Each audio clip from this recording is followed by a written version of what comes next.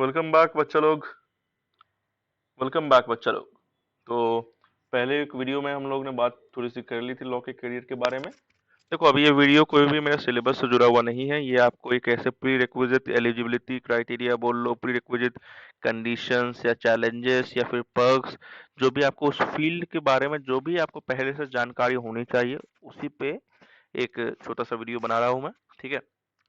तो यहाँ पे आज हम लोग बात करेंगे कि क्या स्किल्स रिक्वायर्ड है सक्सेसफुल लीगल करियर के बारे में। अब आप लोग को ये चीज पहले क्यों बता रहनी चाहिए, क्योंकि ठीक है, आप एक कोई भी आप रोड ले रहे हो, पर जो रोड आप पहले से जान रहे हो तो आपको पता होता है कि उस रोड में गड्ढा कहाँ है, कहाँ पे आपको स्पीड ब्रेकर मिलेगा, कब आपको गाड़ी का स्पीड स्लो डाउन करना है। गाड़ी तो आप किसी भी रोड पे चला लो, पर गाड़ी स्मूथली चले, जल्दी पहुंचो और सेफली पहुंचो, उसके लिए आपको थोड़ी सी प्री रिक्विजिट यानी कि आपको प्री प्लान रहने की आवश्यकता होती है। और किसी भी फील्ड में अगर एक्सेल करना है ना, तो always start first, that's also good, but start first से अच्छा है, मैं कहता हूँ ऑलवेज प्लान फर्स्ट, और उसको फिर एग्जीक्यूट कीजिए। स्टार्ट करने से सिर्फ कुछ नहीं होता, पहले प्लान करके उसको एग्जीक्यूट करिए, बाकी चीजें अपने आप स्टार्ट हो जाएगी। ठीक है। तो चलिए, ज्ञान की बातें बहुत आगे हो गई, अब आते हैं टॉपिक पे।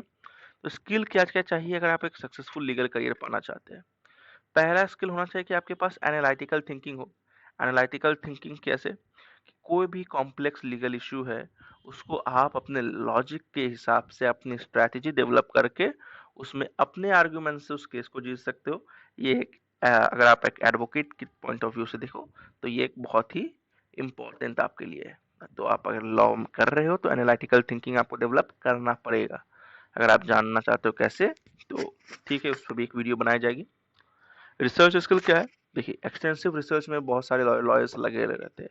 अब एक्सटेंसिव रिसर्च यहाँ पे ऐसा नहीं कि माइक्रोस्कोप लेके कोई रिसर्च करे, रिसर्च इन द सेंस कि कॉन्स्टिट्यूशंस में क्या क्या चीजें, और या फिर उसको कैसे इंटरप्रेट कर सकते हैं हम लोग, या रिसर्च उस फील्ड में, लॉ के फील्ड में रिसर्च करके नई नई चीजें हम अपने ह्यूमन काइंड के बेनिफिट के लिए कैसे ला सकते हैं। ठीक है, जैसे ह्यूमन राइट्स जो हुए, तो ह्यूमन राइट्स भी तो एक ह्यूमन के का एक राइट हो गया। क्या मतलब ह्यूमन राइट से क्या समझ रहे हो, ह्यूमन का राइट हो गया, पर तो वो है क्या, कि आप इतने किसी का किसी भी कोई भी व्यक्ति अगर वो ह्यूमन है तो उसका भी एक डिग्निटी के साथ जीने का अधिकार है, आप उसको एक्सप्लॉइट नहीं कर सकते हो। ये सारी चीजें तो ये सब रिसर्च के साथ ही आप आ रहे हो ना। तो वहाँ पे रिसर्च स्किल्स भी आपके पास होनी चाहिए कि आप किसी एक टॉपिक आपको कोई बोल दे तो आप उसके तह तक जाके आप उसको जानकारी देख पाओ।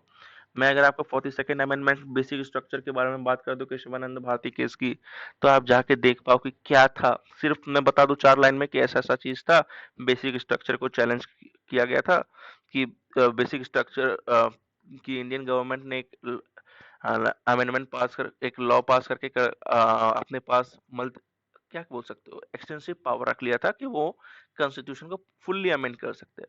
फुल्ली अमेंड कर सकते तो मतलब कि आप तो नया कॉन्स्टिट्यूशन बना ले रहे हैं।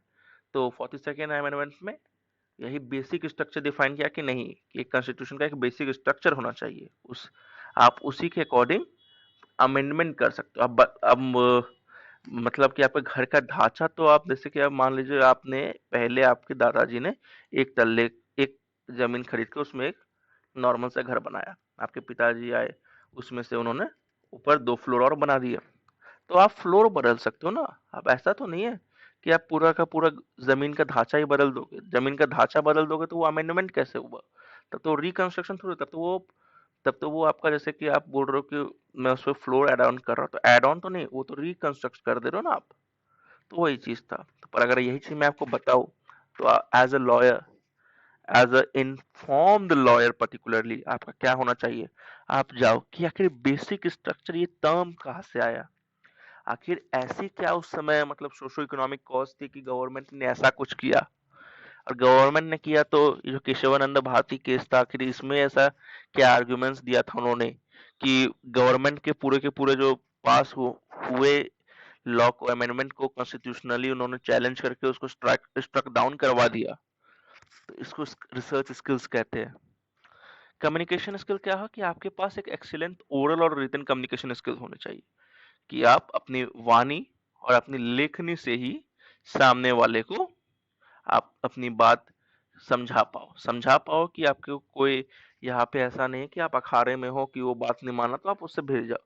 आपको फैक्ट्स, आपको अपने जो भी फैक्ट्स, डेटा, इन सबको आपको इस तरह प्रेजेंट करना होगा कि आप सामने वाले को कन्विंस कर पाओ कि यस आई एम राइट।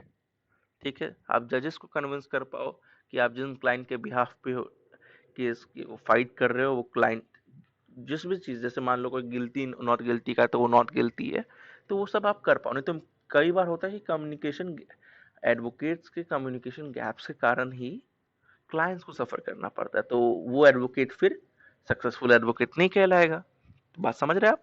बहुत बढ़िया। और इंटरपर्सनल स्किल्स क्या हो गए ना, कि लॉयर्स जो है वो क्लाइंट्स और को मतलब कि आपको बहुत लोगों के साथ काम करना है, तो आप एक टीम वर्क की तरह काम करना आपको आना चाहिए। ये भी एक बहुत इंपॉर्टेंट चीज होगी आपके लिए।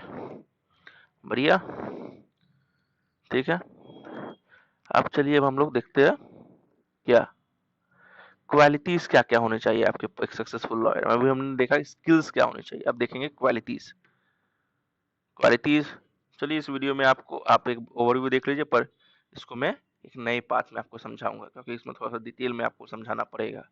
Because you are the future, और फ्यूचर को अगर पहले से पता हो कि प्रेजेंट में क्या चीज करने से उसका फ्यूचर सही हो जाए, तो वो अपने फाउंडेशन को बिल्ड ऑन करेगा। सो थोड़ा सा वेट कीजिए, इसका एक और पार्ट में लेके आऊंगा। तब तक के लिए फिर से यही है चैनल मेरा प्यारा सा, बाकी आपकी मर्जी। वीडियोस पसंद आए तो सब्सक्राइब जरूर कीजिए।